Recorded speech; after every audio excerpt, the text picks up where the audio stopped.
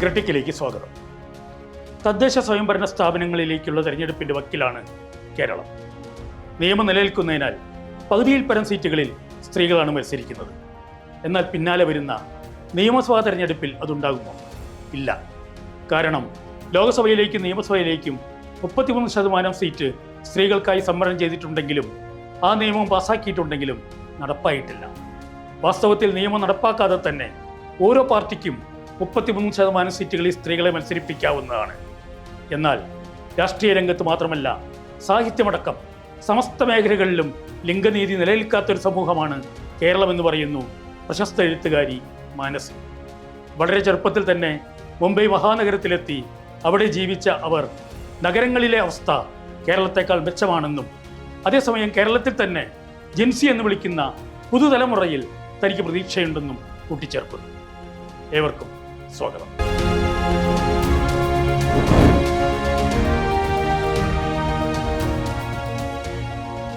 ഈ വരുന്ന തദ്ദേശ ഭരണ സ്ഥാപനങ്ങളിലെ സ്ത്രീ പ്രാതിനിധ്യം വളരെ അധികമാണ്. 50% നമ്മൾക്ക് നിർബന്ധമാണ്. പക്ഷേ പല സ്ഥലത്തും 50-ൽ കൂടുതലുണ്ട്. 52% കേരളത്തിലെ സ്ത്രീ ജനസംഖ്യ. നിർബന്ധപൂർവം റിസർവേഷൻ മുഖേന ആക്കിയത് കൊണ്ടാണ് ഈ 50% എന്നുള്ള സംഖ്യയിലെ തദ്ദേശ ഭരണ സ്ഥാപനങ്ങളിലെ സ്ത്രീ പ്രാതിനിധ്യം ഉണ്ടായിരിക്കുന്നത്. എന്നാൽ ഈ സ്ത്രീകൾ 50% റിസർവേഷനിലൂടെ ആണെങ്കിലും നമ്മുടെ തദ്ദേശ ഭരണ സ്ഥാപനങ്ങളിൽ വന്നതോടു കൂടിയിട്ട് കേരളത്തിലെ സ്ത്രീകൾക്ക്, താഴെ തട്ടിലുള്ള സ്ത്രീകൾക്ക് പ്രത്യേകിച്ചും വളരെ അധികം ആത്മവിശ്വാസം കൂടിയിട്ടുണ്ട്. അവരെ പൊതു കാര്യങ്ങളിൽ സാർത്ഥകമായി സജീവമായി ഇടപെടാനുള്ള ഒരു കഴിവ് നേടിയെടുത്തിട്ടുണ്ട്. ഈ കഴിവ് എക്സ്പോഷർ കൊണ്ടും പരിചയം കൊണ്ടും മാത്രം വരുന്ന ഒന്നാണ്. മുമ്പത്തെ ആയിട്ട് താരതമ്യപ്പെടുത്തുമ്പോൾ അവരുടെ വിദ്യാഭ്യാസ യോഗ്യതകളൊക്കെ ഉണ്ടെങ്കിലും അതല്ല സത്യത്തിലെ ഈ ഉത്കർഷേച്ഛയ്ക്ക്, അവർക്ക് ഉത്കർഷേച്ഛയെന്ന് ഞാൻ പറയും, അവരുടെ ആത്മവിശ്വാസത്തിനുമൊക്കെ കാരണം. അതിൻ്റെ പിന്നിൽ പ്രവർത്തിച്ച മറ്റൊരു ഘടകം കുടുംബശ്രീയാണ്. ഈ കുടുംബശ്രീ എന്നുള്ളത് നമുക്കൊക്കെ അറിയാം. ലോകത്തിലാകെ കേരളത്തിൽ മാത്രം നിലനിൽക്കുന്ന ഒന്നാണ് കുടുംബശ്രീ. ഈ കുടുംബശ്രീയിലൂടെ സ്ത്രീകളെ സംഘടിപ്പിക്കാനും അവരുടെ കാര്യങ്ങളെ അഡ്രസ്സ് ചെയ്യാനും അവരുടെ ആവശ്യങ്ങളെ അഡ്രസ്സ് ചെയ്യാനും ഒക്കെയുള്ള ഒരു സംവിധാനം നിലവിൽ വന്നതോടു കൂടിയിട്ട്, പ്രത്യേകിച്ചും ഈ അധികാര സ്ഥാനങ്ങളിലേക്ക് വന്നതും കൂടിയായപ്പോൾ ഇവരുടെ ആത്മവിശ്വാസം കൂടുക, പൊതു സമ്പർക്കം കൂടുന്നുണ്ട്, പൊതു കാര്യങ്ങളിൽ ഇടപെടാനുള്ള ഒരു ധൈര്യം വരുന്നുണ്ട്. ആ അർത്ഥത്തിൽ ഇന്ന് ആ ലെവലിൽ, അതായത് തദ്ദേശ ഭരണ സ്ഥാപനങ്ങളുടെ ലെവലിൽ ഞാൻ പറയും, പുരുഷനോടൊപ്പം തന്നെ തോളോട് തോൾ ചേർന്ന് പ്രവർത്തിക്കാൻ സന്നദ്ധരും സജ്ജരുമാണ് അവർ. അതാണ് ഇന്നത്തെ ഈ നമ്മുടെ തദ്ദേശ ഭരണ സ്ഥാപനങ്ങളിലേക്ക് തിരഞ്ഞെടുപ്പ് വരുമ്പോൾ. ഇന്നലെ ഞാനങ്ങനെ ഒരു കൺവെൻഷനിൽ പങ്കെടുത്തിട്ടാണ് വരേണ്ടത്. ഇഷ്ടംപോലെ സ്ത്രീകളുണ്ട്, സ്ഥാനാർത്ഥികളുണ്ട്.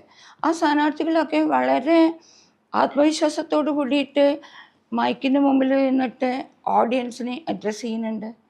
അവരുടെ കാര്യങ്ങൾ, അവരുടെ ആവശ്യങ്ങൾ, നാടിൻ്റെ ആവശ്യങ്ങൾ അവർ പറയുന്നുണ്ട്.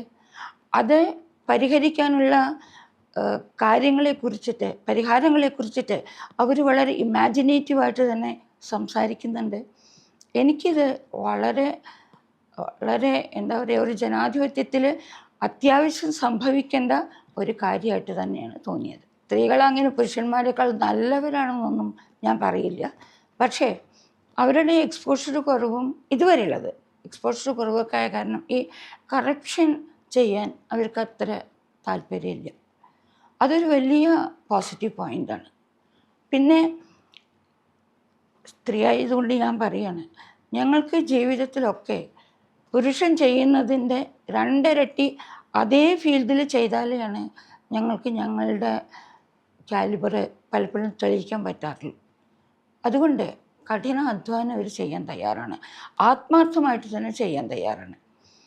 അതിൻ്റെ ഫലം എന്താണെന്ന് വെച്ചാൽ അവർക്ക് കാണിച്ചു കൊടുക്കണം, ഞങ്ങളെ തിരഞ്ഞെടുത്തിട്ട് ഞങ്ങൾ ഈ നാട്ടിന് വേണ്ടിയിട്ട് എന്തൊക്കെ ചെയ്തു എന്ന് ആത്മവിശ്വാസത്തോടു കൂടി ആത്മധൈര്യത്തോടു കൂടിയിട്ട് പറയാനുള്ള ഒരു അവസരം അവർക്ക് കിട്ടുന്നത് കാരണം അവർ ഈ കാര്യങ്ങളിലൊക്കെ ഇടപെടുകയും അത് പ്രാവർത്തികമാക്കുകയും ചെയ്യുന്നുണ്ട്. ഒരു പാലം കെട്ടലായാലും ഒരു തോട് കെട്ടലായാലും ഒരു കുളം കുത്തലായാലും ഒക്കെ ആ തദ്ദേശ ഭരണ പ്രദേശങ്ങളിൽ അവർ വളരെ സജീവമായി പ്രവർത്തിക്കുകയും അതിൻ്റെ ഫലം ലോകർക്ക് മുൻപിൽ വയ്ക്കണം എന്നുള്ള ലക്ഷ്യത്തോടെ തന്നെ പ്രവർത്തിക്കുകയും ചെയ്യുന്നുണ്ട്. അത് സത്യം പറഞ്ഞാൽ ഇതിൻ്റെ ഒരു വളരെ വളരെ പോസിറ്റീവായിട്ടുള്ള ഭാഗമായിട്ടാണ് ഞാൻ കാണുക. ഇത്രയധികം സ്ത്രീകളെ പൊതു രംഗത്തേക്ക് ഇറക്കാനും അവരെ കൊണ്ട് പ്രവൃത്തി എടുപ്പിക്കാനും, അതായത് പുരുഷന്മാർ ചെയ്യുന്ന അതേ പ്രവൃത്തികൾ ഞങ്ങൾക്ക് ചെയ്യാം എന്ന് കാണിച്ചു കൊടുക്കാനും ഒക്കെ അവർക്കൊരവസരം നൽകുന്ന ഒരു വേദിയാണ് തദ്ദേശ ഭരണ സ്ഥാപനങ്ങൾ. ഇന്നത്തെ നിയമസഭയിൽ 8.5% സ്ത്രീ പ്രാതിനിധ്യം. അതേസമയത്ത് കേരളത്തിൽ സ്ത്രീ ജനസംഖ്യ 52%. പകുതിയിലധികം ജനസംഖ്യയുള്ള ഒരു വിഭാഗത്തിൻ്റെ പ്രാതിനിധ്യം നിയമസഭയിൽ 8.5 ഏറ്റവും കൂടുതൽ 1996 വന്നിരിക്കുന്നത്. 9 വന്നിരിക്കുന്നത്. ഇതെന്ത് എന്ന് ആലോചിക്കുമ്പോഴാണ് നമ്മൾ, അതായത് ഈ വിടവ് തദ്ദേശ ഭരണ സ്ഥാപനങ്ങളിൽ 50%, 52% ഒക്കെ ഉണ്ടാവുക, നിയമസഭയിൽ 8.5% ഉണ്ടാവുക. എങ്ങനെ ഈ വിടവ് എന്ന് പെട്ടെന്നൊന്ന് നമ്മൾ ആലോചിച്ച് പോകുമ്പോൾ, ഈ വിരോധാഭാസത്തെക്കുറിച്ചിട്ട് ആലോചിച്ച് പോകുമ്പോഴാണ് നമ്മൾക്ക് മനസ്സിലാവുന്ന ഒരു കാര്യം, ഈ 50% അല്ലെങ്കിൽ 52% തദ്ദേശ ഭരണ സ്ഥാപനങ്ങളിൽ വരുന്നത് അവിടുത്തെ സമൂഹം അവരെ സ്വാഭീഷ്ടപ്രകാരം തിരഞ്ഞെടുത്തിട്ടല്ല, മറിച്ച് റിസർവേഷനിലൂടെ, അതായത് ആ സമൂഹത്തിനൊരു ചാട്ടവാറ് അടിയുണ്ട്. നിങ്ങൾക്ക് ഇത്രയും 50% തിരഞ്ഞെടുത്തേ മതിയാകൂ എന്നുള്ള നിബന്ധന നിയമപരമായി തന്നെ നിലനിൽക്കെ വേറെ വഴിയൊന്നുമില്ല. അങ്ങനെയാണ് അവിടെ 50% ആവുന്നത്. പക്ഷേ നിയമസഭയിലേക്ക് വരുമ്പോൾ അങ്ങനൊരു ചാട്ടവാറടിയില്ല, അങ്ങനെ ഒരു റിസർവേഷൻ ഇല്ല, നിബന്ധനയില്ല, നിയമമില്ല. പിന്നെയുള്ളത് ബാക്കി എന്താണ്? ആകെ പൊതുസമൂഹം സ്വാഭീഷ്ടപ്രകാരം ഇത്തരം സ്ത്രീകളെ, അതായത് 52% സ്ത്രീകളുണ്ട്, അപ്പോൾ ഇവർക്ക് പ്രാതിനിധ്യം കൊടുക്കണം, തുല്യമൊന്നും വേണ്ട, ആനുപാതികമായിട്ടെങ്കിലുള്ള ഇത് കൊടുക്കണം എന്ന് വിചാരിക്കാൻ തക്ക വിധം പ്രബുദ്ധത കേരള പൊതുസമൂഹത്തിനില്ലേ എന്ന് നമ്മളൊക്കെ സംശയിച്ചു പോകും. എൻ്റെ നിഗമനത്തിൽ അങ്ങനെ ഈ പൊതുസമൂഹത്തിന് അത്തരം ഒരു പ്രബുദ്ധത ഇനിയും കൈവന്നിട്ടില്ല എന്ന് തന്നെയാണ് എനിക്ക് പറയാനുള്ളത്. അതിൻ്റെ കാരണങ്ങളിലേക്ക് അന്വേഷിച്ച് പോകുമ്പോൾ, ഇപ്പോൾ നമ്മൾ ഈ തദ്ദേശ ഭരണ സ്ഥാപനങ്ങളിൽ ഞാൻ ആദ്യം പറഞ്ഞ പോലെ സ്ത്രീകൾ ഭരിക്കുന്ന സ്ഥാപനങ്ങളിലൊക്കെ വളരെ പോസിറ്റീവായിട്ടുള്ള കാര്യങ്ങൾ നടക്കുകയും അവരവരുടെ ശേഷിയും ക്ഷേമിച്ചിയും ഒക്കെ വീണ്ടും വീണ്ടും തെളിയിക്കുകയും ചെയ്തിട്ടുണ്ട്. അപ്പോൾ സ്ത്രീക്ക് കഴിവില്ല എന്നുള്ളതല്ല ഇവരെ തിരഞ്ഞെടുക്കാതിരിക്കാനുള്ള കാരണം. പിന്നെ എന്ത്? ആ ചോദ്യമാണ് നമ്മൾക്ക് ഈ നിയമസഭാ തെരഞ്ഞെടുപ്പിലായാലും പാർലമെൻറ്റിലേക്കുള്ള തെരഞ്ഞെടുപ്പിലായാലും ഒക്കെ നേരിടേണ്ടി വരുന്ന ഒരു പ്രധാന കാര്യം. ചകഞ്ഞു പോയാൽ നാം എത്തുന്നത് നമ്മളെ അമ്പരപ്പിക്കുന്ന ചില നിഗമനങ്ങളിലാവും.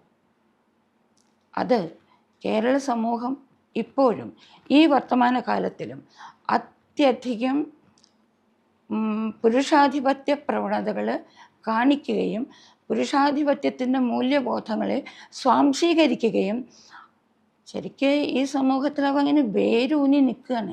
അത്ര എളുപ്പമൊന്നും ഇത് പറിച്ചു കളയാൻ പറ്റാത്ത വിധം വേരൂന്നി നിൽക്കുന്നുണ്ട്.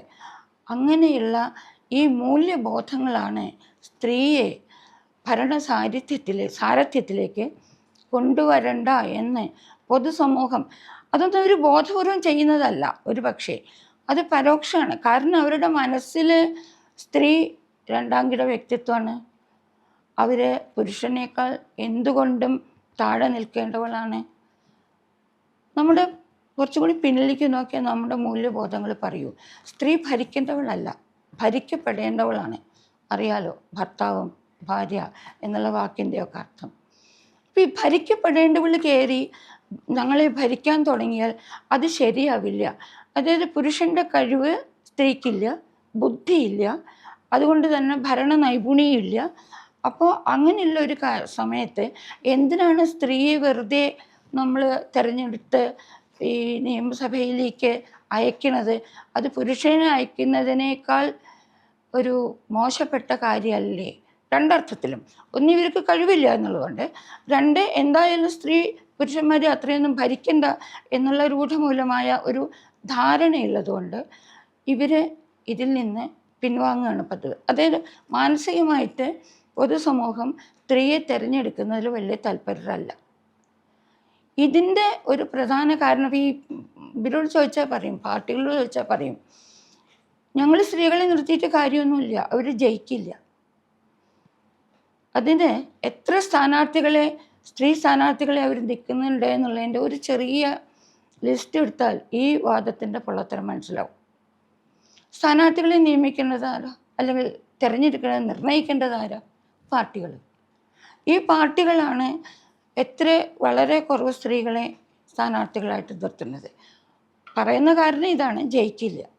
പക്ഷെ അവസരം കൊടുത്താലല്ലേ ജയിക്കില്ലോ എന്നറിയുള്ളൂ. അതുമാത്രമല്ല, തദ്ദേശ ഭരണ സ്ഥാപനങ്ങളിൽ ഇവരുടെ തെളിവ് വീണ്ടും വീണ്ടും തെളിയിക്കുമ്പോൾ അത്തരം ഒരു അവസരമോ അല്ലെങ്കിൽ അത്തരം ഒരു നേതൃപരിശീലനമോ എന്തുകൊണ്ടാണ് സ്ത്രീകൾക്ക് പാർട്ടികൾ കൊടുക്കാത്തത്? പോട്ടെ, നിബന്ധനകളില്ല, നിയമങ്ങളില്ല, അതുകൊണ്ട് ഇവരുടെ പാട്രിയാർക്കൽ മൂല്യബോധങ്ങൾ ഇവരെ ഭരിക്കുന്നു. എന്നാൽ അതിനൊപ്പം ഇവരുടെ പാർട്ടിക്കുള്ളിൽ ഭരണ സമിതികളിലോ അല്ലെങ്കിൽ നേതൃസ്ഥാനങ്ങളിലോ എത്ര സ്ത്രീകളെ ഇവർ നിയമിക്കാറുണ്ട്? അവിടെ വച്ചിട്ടാണ് നമ്മൾ പറയുന്നത് പൊതുസമൂഹത്തിൻ്റെ ധാരണ തന്നെയാണ് പാർട്ടിക്കുള്ളിലും നിലനിൽക്കുന്നത്. പൊതുസമൂഹത്തിൻ്റെ ധാരണ സ്ത്രീക്ക് കഴിവില്ലാത്തവളും പുരുഷന് കീഴെ നിൽക്കേണ്ടവളും ഭരിക്കപ്പെടേണ്ടവളും ഒക്കെയാണെന്നുള്ള അതേ ധാരണ അതിൻ്റെ അംഗങ്ങളായിട്ടുള്ള ഈ പാർട്ടി മെമ്പേഴ്സിനുമുണ്ട്. അപ്പോൾ അവർ വിചാരിക്കും ഇവർക്ക് സ്ഥാനം കൊടുക്കേണ്ട, ഒന്നാമത് ജയിക്കില്ല, പിന്നെ ജയിക്കുന്നില്ല എന്നുള്ളൊരു പക്ഷെ സത്യം കൂടിയാവാം. പക്ഷെ അതിൻ്റെ കാരണം ഈ സ്ത്രീ സ്ഥാനാർത്ഥിയായി നിർത്തിയാൽ വോട്ട് ചെയ്യേണ്ട പൊതുസമൂഹത്തിൻ്റെയും ധാരണ ഇത് തന്നെയാണ്. അപ്പോൾ സ്ത്രീയെ രാഷ്ട്രീയ നേതൃത്വത്തിൽ നിന്നും രാഷ്ട്രീയ ഭരണ സമിതികളിൽ നിന്നൊക്കെ പിന്നാക്കം വലിച്ച് അവിടെയൊക്കെ പുരുഷന്മാരെ സ്ഥാപിക്കലാണ് ശരി, അതായത് പൊളിറ്റിക്കലി ശരി എന്ന് പോലും ഇവരൊക്കെ വിശ്വസിക്കുന്നു എന്നുള്ളതാണ് ഇതിൻ്റെ പ്രധാന കാരണമായിട്ട് എനിക്ക് തോന്നിയിട്ടുള്ളത്.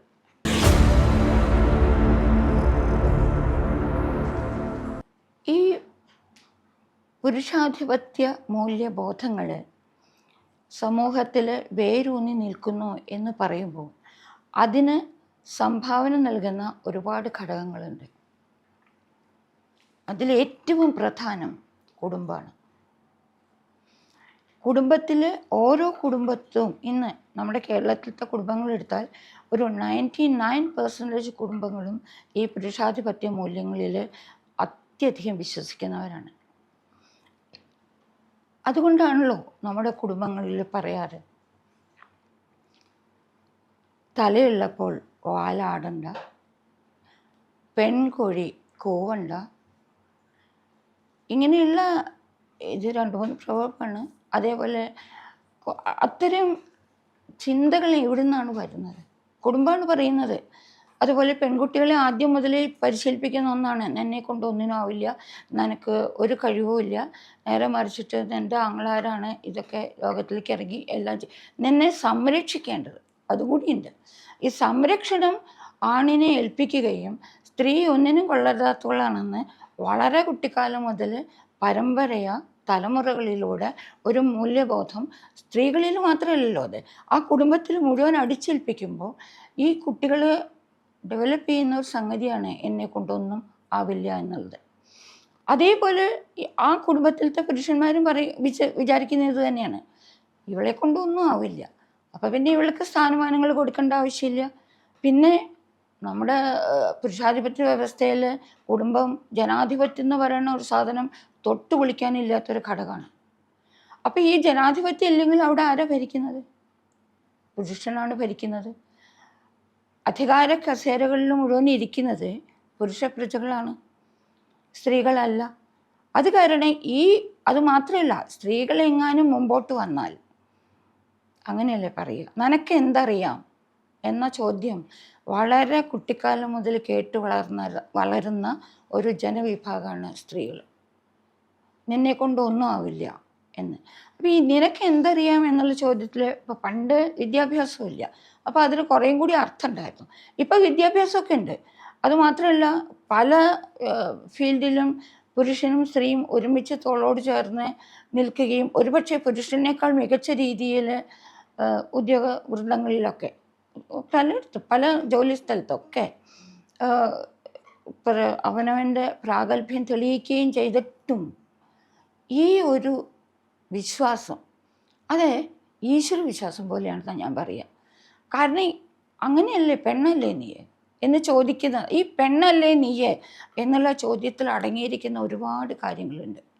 അത് നമ്മൾ ഇതേപോലെ ദൈവവിശ്വാസത്തിനെ തള്ളിപ്പറയാൻ പറ്റാത്ത പോലെ ഒന്നാണ്. ഇത്തരം മൂല്യബോധങ്ങളെ മറികടക്കാൻ ഈ കുടുംബത്തിലത്തെ ആൾക്കാർക്ക് അങ്ങനെയുള്ളൊരു ചിന്താഗതിയോ അല്ലെങ്കിൽ സ്വന്തമായി ചിന്തിച്ചുകൊണ്ട് ഇതിലുള്ള അനീതിയോ അസമത്വത്തെ കാണാനുള്ള കഴിവോ ഇല്ല. ഒരുപക്ഷെ ഒഴുക്കിനനുസരിച്ച് നീന്തുന്നതാണ് എളുപ്പം എന്നുള്ളത് കൊണ്ടാവാം, അതെനിക്കറിയില്ല. പക്ഷേ ഈ അധികാര സ്ഥാനങ്ങളിലിരിക്കുന്ന പുരുഷന്മാരുടെ ഏറ്റവും വലിയ പേടി, അത് കുടുംബത്തിലായാലും അതെ, സമൂഹത്തിലായാലും അതെ, രാഷ്ട്രീയത്തിലായാലും അതെ, ജോലി സ്ഥലത്തായാലും അതെ, എവിടെയായാലും, പോലീസ് സ്റ്റേഷൻ, കോടതി, ഇങ്ങനെയുള്ള എല്ലാ പൊതുസ്ഥാപനങ്ങളിലും ഇത്തരം വിവേചനങ്ങൾ നമുക്ക് കാണാം. ഈ വിവേചനങ്ങളിലൊക്കെ അടിസ്ഥാനം ഞാൻ മീതെ നീ താഴെ എന്നുള്ള വിശ്വാസം തന്നെയാണ്. അപ്പോൾ ഇവളെങ്ങാനും കയറി വന്ന് എന്നെ ഭരിക്കാനോ അല്ലെങ്കിൽ എൻ്റെ ഒപ്പം നിൽക്കാനോ വന്നാൽ എൻ്റെ സ്ഥാനമാണ് നഷ്ടപ്പെടുന്നത് എന്നുള്ള ഒരു വലിയ ഭീതി ഈ പുരുഷാധിപത്യ മൂല്യങ്ങളിൽ വിശ്വസിക്കുന്ന കൂട്ടത്തിൽ ഞാൻ പറയട്ടെ, പുരുഷാധിപത്യ മൂല്യങ്ങളിൽ വിശ്വസിക്കാത്ത സ്ത്രീകളും പുരുഷന്മാരും ധാരാളമുണ്ട്. അതേ സമയത്ത് പുരുഷാധിപത്യ മൂല്യങ്ങളിൽ വിശ്വസിക്കുന്ന സ്ത്രീകളും പുരുഷന്മാരും ധാരാളമുണ്ട്. ഇത് പുരുഷ വിദ്വേഷവും സ്ത്രീ വിദ്വേഷവും ഒന്നുമല്ല, ഇത് രണ്ട് ചിന്താഗതികൾ തമ്മിലുള്ള കോൺഫ്ലിക്റ്റാണ്. ഒന്ന്, സ്ത്രീക്ക് പുരോഗതി, വ്യക്തിപരമായ വികാസം ആവശ്യമില്ല എന്ന് വിശ്വസിക്കുന്ന ഒരു ചിന്താഗതി. അവളുടെ ലോകം വീടിനകത്താണ്, ഉമ്മറപ്പടിക്ക് പുറത്ത് കിടക്കേണ്ട കാര്യമില്ല. അവളുടെ സമൂഹം നിർണയിച്ച റോള് കുട്ടികളുടെ ശിശുപരിപാലനവും ഭർതൃപരിപാലനവും ഗൃഹപരിപാലനവും ഒക്കെയാണ്. അപ്പം അത്രയും മതി. അതല്ല, പുരുഷൻ അങ്ങനെയല്ല. പുരുഷന്റെ ചുമതലയാണ് പുറത്തു പോയിട്ട് സമ്പാദിച്ചു കൊണ്ടുവരിക, അല്ലെങ്കിൽ ഈ കുടുംബത്തെ പോറ്റുക എന്നുള്ളതൊക്കെ. അപ്പം ഈ റോളുകളിൽ നിന്ന് വ്യത്യസ്തമായിട്ട് ഒരു സ്ത്രീ ഒരു റോളിലേക്ക് കടക്കുകയാണ് ഈ സ്ഥാനാർത്ഥ്യത്തിലൂടെ ചെയ്യുന്നത്. അത് സമൂഹത്തിന് ഇഷ്ടമല്ല, താല്പര്യമില്ല. ഇത് തന്നെ കുടുംബം, നീ പോയിട്ട് ഭരിച്ച് അങ്ങനെ ആളൊന്നും ആവണ്ട, അതൊക്കെ അവിടെ വേണ്ട ആണുങ്ങൾ നോക്കിക്കോളും എന്ന് ഞാൻ എൻ്റെ കാതുകൊണ്ട് കേട്ടിട്ടുണ്ട് ആൾക്കാർ പറയുന്നത്. ഈ പാട്രിയാർക്കിയുടെ വല്ലാത്ത പ്രശ്നം, പാട്രിയാർക്കി ഊട്ടി വളർത്തുന്നത് മതങ്ങളാണ്. അതുകൊണ്ടാണ് ഈ പുരുഷാധിപത്യത്തെ പോലെ തന്നെ എല്ലാ മതങ്ങളും സ്ത്രീ വിരുദ്ധമാവുന്നത്. ഈ പുരുഷാധിപത്യ മൂല്യങ്ങൾ തന്നെയാണ് മതത്തിൻ്റെ മൂല്യങ്ങളും. മതം പറയുന്നത് ഇതൊക്കെ തന്നെയാണ്. നിങ്ങൾ ഏത് മതത്തെടുത്താലും ആചാരങ്ങളിലേക്ക് കടന്നു നോക്കൂ, എല്ലാ ആചാരങ്ങളും സ്ത്രീകളെയാണ് തളച്ചിടാൻ ശ്രമിക്കുന്നത്, പുരുഷനെ അല്ല. പുരുഷനെ ഇല്ല, 100% ഇല്ല എന്നല്ല, പക്ഷേ പുരുഷനേക്കാളൊക്കെ എത്രയോ അധികം ഈ ആചാരങ്ങളും ഒക്കെ ഉപയോഗിച്ച് സ്ത്രീയെ തളച്ചിടാൻ, ഞാൻ ആ വാക്ക് അങ്ങനെ തന്നെ പറയും, ചങ്ങലയ്ക്കുള്ളിൽ തളച്ചിടാൻ നോക്കുന്നത് മതങ്ങളാണ്. ഇപ്പം ഈ മതത്തിനെതിരെ ആർക്കും ഒന്നും പറയാൻ പറ്റില്ല. കാരണം അപ്പം അത് ദൈവത്തിനെതിരാവും, അത് സാധാരണക്കാർക്ക് ദഹിക്കുന്ന കാര്യമല്ല. അപ്പം ഈ മതം പറയുന്നത് അനുസരിച്ചിട്ട് ഈ പുരുഷാധിപത്യ മൂല്യങ്ങൾ സ്വാംശീകരിക്കുകയും ഈ മതം ഇത് തന്നെയാണ് പറയുന്നത്.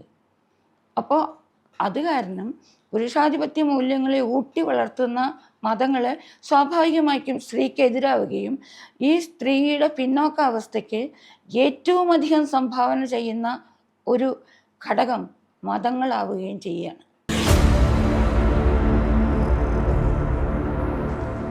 രാത്രിയെ ഞങ്ങൾക്ക് തിരിച്ചു പിടിക്കണമെന്ന് പറഞ്ഞ് ഒരു സമരം കേരളത്തിലെ സ്ത്രീകൾ നടത്തേണ്ടി വന്നു അവർക്ക്. എന്തുകൊണ്ടാണ്? എന്താണ് സ്ത്രീക്ക് രാത്രി പുറത്തു പോകുമ്പോഴുള്ള പേടി? കക്കോ ആരെങ്കിലും എൻ്റെ കയ്യിലുള്ള പൈസ കക്കോ, അതൊന്നുമല്ല. ബലാത്സംഗം ചെയ്യപ്പെടുമെന്നാണ് പേടി. എപ്പോഴും പറയും, അവൾ ബലാത്സംഗം ചെയ്യപ്പെട്ടാൽ അവളുടെ എല്ലാം പോയി. എന്താണ് ഈ എല്ലാം? ശരിക്കും മാനം പോകേണ്ടത് ബലാത്സംഗം ചെയ്യുന്ന ആണിനാണ്, അല്ലാണ്ട് സ്ത്രീക്കല്ല. എന്താണ് ഈ എല്ലാം പോയത്? ആ എല്ലാത്തിൽ അടങ്ങിയിരിക്കുന്നത് സത്യത്തിൽ ഈ പുരുഷാധിപത്യ മൂല്യങ്ങളുടെ ഒരുപടി മാനങ്ങളാണ്. അതാണ് ഈ എല്ലാം നഷ്ടപ്പെട്ടത് പറയുന്നത്. അല്ലെങ്കിൽ എനിക്കൊരു വിധവയും ഒരു ബലാത്സംഗം ചെയ്യപ്പെട്ട കുട്ടിയും തമ്മിൽ എന്താ വ്യത്യാസം? എന്തുകൊണ്ടാണ് ബലാത്സംഗം ചെയ്യപ്പെട്ട കുട്ടിയെ കല്യാണം കഴിക്കാൻ ആളില്ലാത്തതും വിധവയെ കല്യാണം കഴിക്കാൻ ആളുള്ളതും ആവുന്നത്? അപ്പം ഇതിനൊക്കെ അപ്പുറത്ത് ഇതിൻ്റെ മാനങ്ങൾ ഈ പുരുഷാധിപത്യ മൂല്യങ്ങളിലേക്ക് കടന്നു നിൽക്കുന്നു എന്നുള്ളതാണ്. ആ അർത്ഥത്തിൽ ഇപ്പോൾ ഞാൻ ഒരുപാട് കാലം നഗരത്തിൽ താമസിച്ച ആളാണ്. ആ നഗരത്തിൽ എന്താ പറയുക, രാത്രിയെ തിരിച്ചു പിടിക്കേണ്ട കാര്യമൊന്നുമില്ല. ഞങ്ങൾക്കൊക്കെ നല്ലോണം വെളിച്ചമൊക്കെ ഉള്ളതും അങ്ങനെയൊക്കെ ആയതുകൊണ്ടാവാം അവിടെ പിന്നെ നഗരത്തിൻ്റെ സ്വഭാവത്തിൽ അന്യരെ അത്രയൊന്നും ശ്രദ്ധിക്കാൻ സമയമില്ലാത്തത് കൊണ്ടോ അല്ലെങ്കിൽ താല്പര്യമില്ലാത്തത് കൊണ്ട് കൂടിയാവാം അങ്ങനെ സ്ത്രീക്ക് കമ്പാരിറ്റീവ്ലി കേരളത്തിനേക്കാളൊക്കെ എത്രയോ സുരക്ഷ നൽകുന്ന ഒന്നാണ് ബോംബെ നഗരം എന്ന് ഞാൻ പറയും. ബോംബെ നഗരം മാത്രമല്ല, കൽക്കട്ട നഗരങ്ങൾ പൊതുവെ അത് എനിക്ക് തോന്നിയിട്ടുണ്ട്. ഇതാണ് ശരിക്കും ഒരുപക്ഷെ മറ്റുള്ളവരെ ശ്രദ്ധിക്കാനുള്ള സമയമില്ലാത്തത് കൊണ്ടും പിന്നെ ഇത്തരത്തിലുള്ള മൂല്യബോധങ്ങൾ അത്ര തന്നെ രൂഢമൂലമല്ലാത്തത് കൊണ്ട് കൂടിയാവാം ഇതൊന്ന്. ഈ രാത്രി ഞാൻ നാരായണപിള്ളയോട് ചോദിച്ചിട്ടുള്ളൊരു സാധ്യതയുണ്ട്. ചുറ്റുമുള്ള ആണുങ്ങളൊക്കെ നല്ലവരാണെങ്കിൽ എനിക്ക് രാത്രി ഇറങ്ങി നടക്കാൻ എന്തിനാ പേടി? എനിക്ക് രാത്രിയെ തിരിച്ചു പിടിക്കേണ്ട ആവശ്യം എന്താണ്? ഒന്നുമില്ലല്ലോ. അപ്പോൾ ഇത്തരം ഇതൊക്കെ കേരളത്തിലാണ് നടക്കുന്നത്. സദാചാര പോലീസും രാത്രിയെ തിരിച്ചു പിടിക്കേണ്ട ആവശ്യകതയും ഒക്കെ പ്രബുദ്ധര് എന്ന് നാം സ്വയം വിളിക്കുന്ന കേരളത്തിലാണ് നടക്കുന്നത് എന്നുള്ളത് വളരെ സങ്കടമായിട്ടാണ് എനിക്ക് തോന്നിയിട്ടുള്ളത്. ഈ കേരളം ഇങ്ങനെ ആയതിൽ എനിക്ക് ഒരു നവോത്ഥാനമൊക്കെ നടത്തി പോന്നിട്ടുള്ള ഈ കേരളമാണ്. നവോത്ഥാന മൂല്യങ്ങളാണ് നമ്മൾ സ്വാംശീകരിച്ചിരിക്കണേ എന്നൊക്കെ നമ്മൾ വീണ്ടും വീണ്ടും പറയുമ്പോൾ എങ്ങനെയാണ് ഈ പുരുഷാധിപത്യ മൂല്യങ്ങൾ ഇത്രയധികം രൂഢമൂലമായിട്ട് നമ്മുടെ സമൂഹത്തിൽ ഇറങ്ങിച്ചെല്ലുന്നത്? പ്രേമാഭ്യർത്ഥന നിരസിക്കാൻ തക്ക വിധം സ്വാതന്ത്ര്യം ഒരു പെൺകുട്ടിക്ക് ഇല്ല എങ്കിൽ ഇവിടെ മറ്റേ ഒരു സംസ്ഥാനത്തും ഇല്ലാത്ത സദാചാര പോലീസ് ഇവിടെയുണ്ട്. പണ്ട് എന്നോട് എൻ.എസ്. മാധവൻ എന്നുള്ള പ്രസിദ്ധ സാഹിത്യകാരൻ പറയുണ്ടായി, മാനസി നടക്കാൻ പോകുന്നുണ്ടോ? നടക്കാൻ ഭർത്താവും കൂടെ ഉണ്ടോ? ഉണ്ടെങ്കിൽ മാരേജ് സർട്ടിഫിക്കറ്റ് പോക്കറ്റിലിട്ട് നടക്കണേ എന്ന് അധികം പറയണ്ടായി. ഇതുപോലെ ഇവിടെ നമ്മൾക്ക് ഉദ്ധരിക്കാവുന്ന അതായത് ഇത് പാട്രിയാർക്കൽ മൂല്യമാണ് എന്ന് അറിയാതെ നമ്മുടെ ജീവിതത്തിൻ്റെ ഓരോ ചെറിയ ചെറിയ കണികയിൽ പോലും അത് എത്രമാത്രം സ്വാധീനിക്കുന്നു എന്നുള്ളതിൻ്റെ നിരവധി നിരവധി ഉദാഹരണങ്ങൾ നമുക്ക് പറയാം. ഇനി ഹിസ്റ്ററിയിലൊക്കെ പറഞ്ഞ കുങ്കും റായ് എന്ന് പറയുന്ന വളരെ പ്രസിദ്ധമായ ഒരു ചരിത്രകാരി ഈയിടെ അടുത്ത് വായിച്ച ഒരു പുസ്തകത്തിൽ പറയുന്നുണ്ട്, എന്നെ കണ്ടപ്പോൾ ഈ വളരെ പല ഫീൽഡിലും വളരെ പ്രഗത്ഭരായിട്ടുള്ള പല പുരുഷന്മാരും ഇടപഴകുമ്പോൾ അവരുടെ ഈ വർത്തമാനങ്ങൾ പലപ്പോഴും ഇത്തരത്തിലുള്ള ഈ പുരുഷാധിപത്യ മൂല്യത്തെ ഊട്ടി വളർത്തുന്നതാണ്. എന്നൊരു ഉത്തരമായിട്ട് അവർ പറയണത്, എന്നെ കണ്ടാൽ എൻ്റെ മക്കളെവിടെയെന്നാണ് ചോദിക്കുന്നത്. ഒരു പുരുഷനായിരുന്നെങ്കിൽ ഒരു പക്ഷേ മാർക്സിനെ കുറിച്ചോ ദെറുദയെക്കുറിച്ചോ ആയിരിക്കും അവർ സംസാരിക്കുക. അങ്ങനെ പല ഉദാഹരണങ്ങളുണ്ട്. ഇന്ദിരാ നൂയി ആഗോള പെപ്സിയുടെ CEO ആവുമ്പോൾ വീട്ടിൽ വന്ന് കയറുമ്പോൾ പാലില്ലാത്തതിന് അമ്മ ശകാരിക്കുന്നതാണ്. ഇപ്പോൾ നമ്മൾ കേൾക്കുന്ന ഒരു സാധനമുണ്ട്, സ്ത്രീ തന്നെയല്ലേ സ്ത്രീക്ക് എതിരെന്ന്. അതാണ് ഞാൻ വീണ്ടും വീണ്ടും പറഞ്ഞത്. സ്ത്രീ ആയതുകൊണ്ട് പുരുഷാധിപത്യ മൂല്യത്തിന് എതിരെ നിൽക്കണം എന്നില്ല. പുരുഷനായതുകൊണ്ട് അതല്ല. രണ്ട് ഭാഗത്ത് രണ്ട് പേരുള്ളത് കാരണം ഈ ചിന്താഗതികൾ തമ്മിലുള്ള ഈ കലഹമാണ് ഇപ്പോൾ നടന്നുകൊണ്ടിരിക്കുന്നത്. സാഹിത്യത്തിൻ്റെ ഈ മേഖലയിൽ ഒരുപാട് വിപ്ലവകാരികളായിട്ടുള്ള സ്ത്രീകൾ ഈ വിഷയത്തെ അഭിസംബോധന ചെയ്തിട്ടുണ്ട്. ലളിതാംബിക അന്തർജന, അതിനു മുമ്പ് സരസ്വതി അമ്മ, അവിടുന്ന് മുതൽ ധാരാളം സ്ത്രീ എഴുത്തുകാർ, എല്ലാ സ്ത്രീ എഴുത്തുകാരെന്ന് ഞാൻ പറയില്ല, നമ്മുടെ സമൂഹത്തിലുള്ള പോലെ തന്നെ ഈ എന്താ പറയുക പുരുഷാധിപത്യ മൂല്യങ്ങളെ സ്വാംശീകരിച്ച് ജീവിക്കുന്ന ഒരുപാട് സ്ത്രീകളുണ്ട്, എഴുത്തുകാരുണ്ട്. പക്ഷേ ഒരുപാട് എഴുത്തുകാർ ഈ വിഷയത്തെ അഭിസംബോധന ചെയ്യുകയും വളരെ നിശിതമായി വ്യവസ്ഥിതിയെയും മതങ്ങളെയും പുരുഷാധിപത്യ വ്യവസ്ഥയെയും ഒക്കെ ശരിക്കും വലിച്ചു കീറി അതിൻ്റെ ഉള്ളിലെ എല്ലാവിധ അശ്ലീലങ്ങളും പുറത്തെടുത്ത ഒരുപാട് എഴുത്തുകാരികൾ നമുക്കുണ്ട്. എഴുത്തുകാരന്മാരെന്ന് കൂടി ഞാൻ ബഹുമാനപൂർവ്വം പറയട്ടോ. അങ്ങനെ ഈ സ്ത്രീയുടെ അവസ്ഥയെ തിരിച്ചറിഞ്ഞ് അവരുടെ ഈ ഭാഗം മനസ്സിലാക്കിയവരും വളരെ അപൂർവമായിട്ടുണ്ട്. പക്ഷേ അതിനൊരു കാരണം കൂടി ഉണ്ടായിരുന്നു. അന്നത്തെ കുറേയും കൂടി ഒരു 50 കൊല്ലത്ത് പിന്നിലേക്ക് തന്നെ പോയിക്കോളൂ. അപ്പോൾ എന്താ അറിയോ, സാഹിത്യം സ്ത്രീയെ കണ്ടത് പൊതുവെ സാഹിത്യം സ്ത്രീയെ കണ്ടത് ഒരു ശരീരം മാത്രമായിട്ടാണ്. ഒരിക്കലും എന്നോട് മാധവിക്കുട്ടി പറഞ്ഞൊരു വാചകം എനിക്ക് ഓർമ്മയുണ്ട്. മാനസി, നമ്മൾക്കൊക്കെ ശരീരമല്ലാതെ തല കൂടി ഉണ്ടെന്ന് എന്താണ് ഈ തലയില്ലാത്തവന്മാർക്ക് മനസ്സിലാകാത്തത് എന്ന് അവർ പറയുന്നുണ്ട്. അതായത് ഒരു വെറും ശരീരമല്ല, ഞങ്ങൾക്കൊരു മനസ്സുണ്ട്.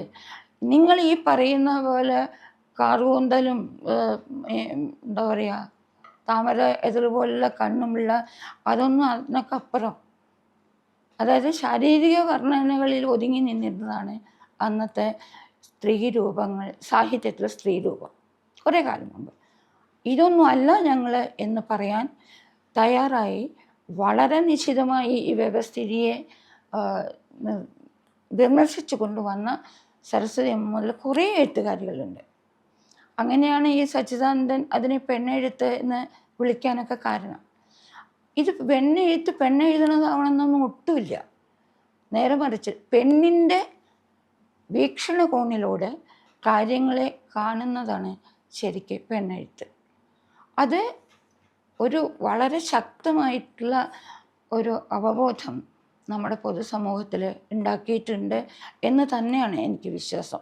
പ്രത്യേകിച്ചും പെൺകുട്ടികളുടെ ഇടയിലൊക്കെ വളരെ ശക്തമായൊരു അവബോധം ഈ പെണ്ണെഴുത്തിന് ഉണ്ടാക്കാൻ സാധിച്ചിട്ടുണ്ട് എന്ന് തന്നെയാണ് എനിക്ക് പറയാനുള്ളത്. കൂട്ടത്തിൽ എനിക്ക് പറയേണ്ട ഒരു കാര്യം കൂടിയുണ്ട്.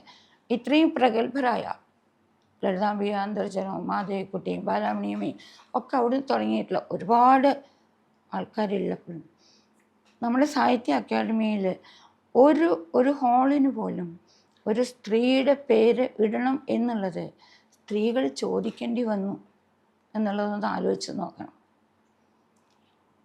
അതുപോലെ തന്നെ വാർത്തകളിൽ വരുന്നു ജപ്പാനിൽ ആദ്യമായി ഒരു വനിതാ പ്രധാനമന്ത്രി. ഇതൊക്കെ എങ്ങനെയാണ് ഇത്ര ഒരു വ്യത്യസ്തമായിട്ടുള്ള അല്ലെങ്കിൽ വളരെ പ്രാധാന്യം അർഹിക്കുന്ന വാർത്തകളാകുന്നത് എന്നത് ഈ പൊതുസമൂഹത്തിൻ്റെ മൂല്യബോധങ്ങളിലേക്കാണ് ചൂണ്ടുന്നത്.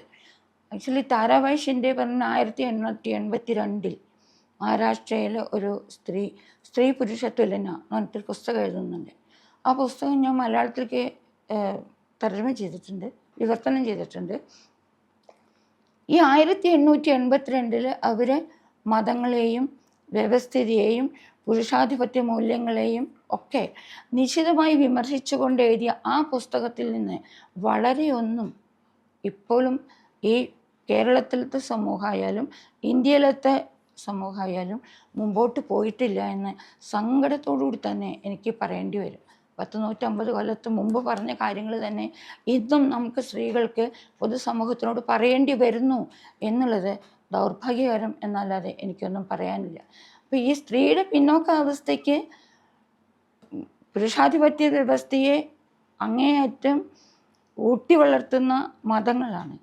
ഈ മതങ്ങളുടെ മൂല്യങ്ങൾ തന്നെയാണ് കുടുംബങ്ങൾ സ്വാംശീകരിക്കുന്നത്. ഇതിൻ്റെ പുറമേ പറയുന്നത് ഒരു കാര്യം, ഈ മതത്തിനെതിരെ പറയുന്നത് ദൈവത്തിനെതിരെ പറയലല്ല എന്ന് നമ്മളൊന്ന് മനസ്സിലാക്കണം. വളരെ നീതിമാനും സമത്വത്തിൽ വിശ്വസിക്കുന്നതുമാണ് ദൈവമെങ്കിൽ ഈ മതങ്ങളെ ഒരിക്കലും അനുകൂലിക്കില്ല. കാരണം അസമത്വ ജഡിലാണ് എല്ലാ മതങ്ങളിലെയും സ്ത്രീ പുരുഷന്മാരെ സംബന്ധിക്കുന്ന ആചാരങ്ങൾ. എന്തിനാണ് ഈ ദൈവം ഈ മതങ്ങളെ എന്താ പറയുക സപ്പോർട്ട് ചെയ്യുന്നത്, പിന്തുണയ്ക്കുന്നത് എന്ന് എന്നെ അത്ഭുതപ്പെടുത്തുന്ന ഒരു കാര്യം തന്നെയാണ്. പിന്നെ മറ്റൊന്ന്, ആരാണ് നിങ്ങൾ ഹിന്ദു ആണെന്നോ ക്രിസ്ത്യാനിയാണെന്നോ മുസ്ലിം ആണെന്നോ പറഞ്ഞത്? എൻ്റെ സമ്മതം ചോദിക്കാതെ വേറെ ആരോ എൻ്റെ മുതുകത്ത് ഒട്ടിച്ചു വെച്ച ഒരു ലേബൽ മാത്രമാണ് എൻ്റെ മതം. ഞാൻ തിരഞ്ഞെടുത്തതല്ലാതെ എൻ്റെ നിറവും എൻ്റെ രൂപവും എൻ്റെ ഒക്കെ പോലെ തന്നെ, അതേപോലെ ലിംഗവും ഒക്കെ പോലെ ഞാൻ തിരഞ്ഞെടുത്ത ഒന്നല്ല ഇത് മതവും. അങ്ങനെയെങ്കിൽ ഇതിൻ്റെ പേരിലുള്ള കലഹങ്ങളും കലാപങ്ങളും എത്ര അർത്ഥശൂന്യമാണെന്ന് നമുക്കൊന്ന് ഇരുത്തി ചിന്തിച്ചാൽ മനസ്സിലാവുന്ന കാര്യങ്ങളാണ്. പക്ഷേ ഇത് ഉപയോഗിച്ചിട്ടാണ് ഇന്ന് രാഷ്ട്രീയം കളിക്കുന്നത് മുഴുവൻ. കക്ഷിരാഷ്ട്രീയവും രാഷ്ട്രീയവും രണ്ടാണല്ലോ. അത് ഇതേ മൂല്യങ്ങൾ സ്വാംശീകരിച്ച് സ്ത്രീകളെ പിന്നിലേക്ക് നിർത്തുകയും അധികാര സ്ഥാപനങ്ങളും അതിൻ്റെ സ്ഥാനങ്ങളും ഒക്കെ കൈയടക്കി വയ്ക്കുകയും ചെയ്യുന്ന ഒരു വലിയ പുരുഷാധിപത്യ മൂല്യം നിലനിൽക്കുകയും ചെയ്യുന്ന ഈ സമൂഹത്തിൽ നിയമസഭയിലേക്ക് ഇനി ഒരു കൂടുതൽ സ്ത്രീ പ്രാതിനിധ്യം ഉണ്ടാവാൻ വല്ല ഭരണ നിയമങ്ങളോ നിബന്ധനകളോ തന്നെ വേണം എന്നാണ് എനിക്ക് തോന്നുന്നത്. അടുത്ത കാലത്തൊന്നും അല്ലെങ്കിൽ ഇത് നടക്കാൻ പോകുന്നില്ല. 1996 സ്ത്രീ പ്രാതിനിധ്യത്തെക്കുറിച്ചിട്ടുള്ള 33% സ്ത്രീ പ്രാതിനിധ്യം വേണമെന്ന് പറഞ്ഞിട്ടുള്ള ഒരു ബില്ല് അവതരിപ്പിക്കപ്പെടുന്നത്. അത് നിയമമാവുന്നില്ല. പലതവണ അവതരിപ്പിക്കപ്പെട്ടിട്ട് പാർലമെൻറ്റിൽ പലതവണ അവതരിപ്പിക്കപ്പെട്ടിട്ടാണ് 2023 ഈ നിയമം പാസ്സാവുന്നത്. പക്ഷേ ആ നിയമം പാസ്സാവുന്നത് ഞാൻ പറയുന്ന അപഹാസ്യം എന്ന് തന്നെ ഞാൻ വിളിക്കുന്ന ഉപാധികളോട് കൂടെയാണ്. അപ്പോൾ എന്താ കാരണം? എന്താ പറയുന്നത്? അടുത്ത സെൻസസ് കഴിയട്ടെ, അത് 2024 ചെയ്യേണ്ടതായിരുന്നു, ചെയ്തിട്ടില്ല. അതും കഴിഞ്ഞിട്ട് പറഞ്ഞു ഈ മറ്റേ ഭരണമണ്ഡലങ്ങളുടെ ക്രമീകരണങ്ങൾ കഴിയട്ടെ. ഇതും ഈ സ്ത്രീ പ്രാതിനിധ്യമായിട്ട് എന്താണ് ബന്ധം എന്ന് എനിക്കറിയില്ല. അതായത് എന്തെങ്കിലും പറഞ്ഞ് ഈ സംഗതിയെ ഒന്ന് നീട്ടി കൊണ്ടുപോകാനുള്ള ഒരു പ്ലോയ് ആയിട്ട് മാത്രമാണ് ഈ ഉപാധികൾ എനിക്ക് തോന്നിയിട്ടുള്ളത്. ഈ ഉപാധികളുടെ പ്രശ്നം ഇപ്പോൾ നമുക്ക് വേണ്ട. നമുക്കിപ്പോൾ ഈ കേരളത്തിലെ പ്രബുദ്ധ മറ്റുള്ളവരെയൊന്നും വേണ്ട. ആക്ച്വലി ഇന്ത്യയിൽ 48% സ്ത്രീകൾ. ഇന്ത്യയിൽ ഇന്ന് 48%, കേരളത്തിൽ 52%. അപ്പോൾ ഇത്രയും പ്രബുദ്ധരും ഇങ്ങനെയുള്ള നിയമങ്ങളും ഒക്കെ ആയിട്ടുള്ള ഈ കേരള സമൂഹം വേണ്ട, ഈ നിയമം വേണ്ട. 33% സ്ത്രീകളെ ഞങ്ങൾ നിയമത്തിലൂടെയല്ല, നിയമം പറ്റില്ല, അതെനിക്കറിയാം. പാർലമെൻറ്റിൽ നിയമം പാസ്സായിട്ടില്ലെങ്കിൽ അത് കേരളത്തിന് മാത്രമായിട്ട് നിയമം പാസ്സാക്കാൻ പറ്റില്ല. ദേശീയ നിയമമായത് ഒരു പോളിസി ആയ കാരണം അത് ഒരു സ്റ്റേറ്റിന് മാത്രമായിട്ട് ചെയ്യാൻ പറ്റില്ല. അതുകൊണ്ട് ഇവിടെ ഒരു നിയമം പാസ്സാക്കൽ ഒരു പക്ഷേ ബുദ്ധിമുട്ടാവും. പക്ഷെ വേണ്ട, നിയമം വേണ്ട. അതല്ലാതെ നമുക്ക് 33% ഞങ്ങളുടെ ഓരോ പാർട്ടികളിലും ചെയ്യാം എന്ന് ഒരു പാർട്ടി നേതൃത്വം ഒരു തീരുമാനം എടുത്താൽ മതി. ഇതിൻ്റെ കൂട്ടത്തിൽ ഞാൻ പറയാൻ ആഗ്രഹിക്കുന്ന ഒന്നുണ്ട്. കഴിഞ്ഞ വർഷം 100,000-ഓളം ആൾക്കാർ ഒപ്പിട്ടിട്ട് ഈ സ്ത്രീ പ്രാതിനിധ്യം കൂട്ടണം എന്നും അറ്റ്ലീസ്റ്റ് 33% ആക്കണമെന്നും പറഞ്ഞിട്ടൊരു മെമ്മോറാണ്ടം എല്ലാ പാർട്ടിയിലത്തെ നേതാക്കൾക്കും കൊടുക്കുകയുണ്ടായി. ഒന്നും ഉണ്ടായിട്ടില്ല. ഇനി അടുത്ത നിയമസഭ തിരഞ്ഞെടുപ്പ് വരുമ്പോഴും അതിൽ ഉണ്ടാവുമോ എന്നുള്ളത് അറിയില്ല, പ്രതീക്ഷിക്കാം, നമുക്കറിയില്ല, ഇത്രയൊന്നും ഇല്ലെങ്കിലും. കാരണം ഈ ഉൾപാർട്ടി ജനാധിപത്യം എന്നൊന്നില്ല. നമ്മൾ വെറുതെ പറയണതാണ് നമ്മുടെ സമൂഹം ജനാധിപത്യപരമാണെന്ന്. ഒരു തെരഞ്ഞെടുപ്പിലൂടെ ജനാധിപത്യം വരില്ല. ജനാധിപത്യം ഇല്ലാത്ത ഒരു സംഗതിയിൽ വളരെ വിഭിന്നമായ വിഭാഗങ്ങൾക്ക് ആനുപാതികമായ പ്രാതിനിധ്യം ലഭിക്കുന്നില്ല എങ്കിൽ അതിനെ ജനാധിപത്യത്തെ വിളിക്കാൻ പറ്റില്ല. ഒരു ഭരണത്തെ ജനാധിപത്യം നമ്മൾ വിളിക്കാൻ പറ്റില്ല. അപ്പം ആ അർത്ഥത്തിൽ നമ്മുടെ സമൂഹം ജനായത്ത ഭരണത്തിലല്ല നീങ്ങിക്കൊണ്ടിരിക്കുന്നത്. അത് നമ്മൾ പറയാനേ പറ്റൂ.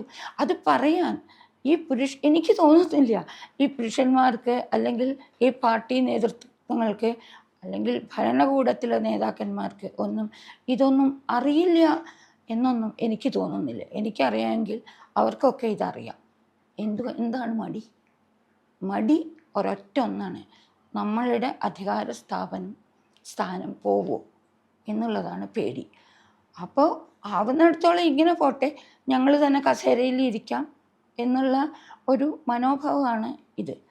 പിന്നെ ഞാൻ പറഞ്ഞു, ഈ മൂല്യങ്ങളിലെ പുരുഷാധിപത്യ മൂല്യങ്ങളെ അങ്ങേയറ്റം സ്വാംശീകരിച്ച കാരണം സ്ത്രീകൾ വേണ്ട മോളിൽ എന്നുള്ളത് വളരെ കാര്യമായിട്ട് തന്നെ ഈ പാർട്ടികൾ താല്പര്യപ്പെടുന്നുണ്ട്. ഗൗരിയമ്മയുടെ കാര്യമൊക്കെ നമുക്കറിയാവുന്ന കാര്യങ്ങളാണ്. അതേ സമയത്ത് കേരളത്തിനേക്കാളൊക്കെ പ്രബുദ്ധത കുറഞ്ഞത് എന്ന് നമ്മൾ കൊട്ടിഘോഷിക്കുന്ന ഒരുപാട് സംസ്ഥാനങ്ങളിൽ വനിതാ മുഖ്യമന്ത്രിമാരുണ്ടായി അല്ലേ?